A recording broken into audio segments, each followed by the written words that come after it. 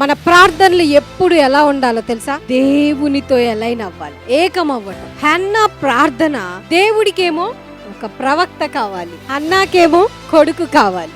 నేను హన్నాకి బిడ్డనిచ్చాను అనుకో, నాకేంటి లాభం? దేవుడు నీ జీవితంలో కార్యాలు చేశాడనుకో, ఏంటి దేవునికి? నీ యొక్క ప్రార్థన దేవుని సన్నిధిలో క్లియర్ గా చేయటం అలవాటు, క్లియర్ ప్రేయర్స్. ఆ రోజు హన్నా దేవునితోటి ఏకమయ్యి దేవుని యొక్క ఉద్దేశాన్ని కనుగొని, దేవా నాకు ఇది చేస్తే ఇది నీకు ఇచ్చేస్తాను అని ఆయన యొక్క హృదయాలోచనలో నుంచి తను ప్రార్థన చేయటం మొదలుపెట్టింది. కాబట్టే తను ఊహించని కార్యంతో నింపబడి తిరిగి వెళ్ళింది, మత్తురాలైపోయింది.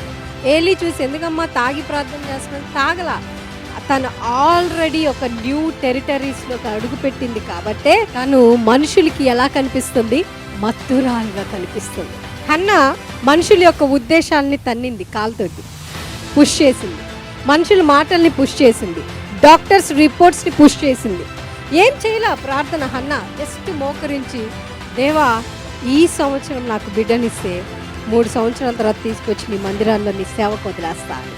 అప్పుడు హన్నా యొక్క ప్రార్థన దేవుని యొక్క ఉద్దేశంతో ఏకీభవించబడింది. కాబట్టి దేవుడు హన్నా వూంబుని ఓపెన్ చేశాడు.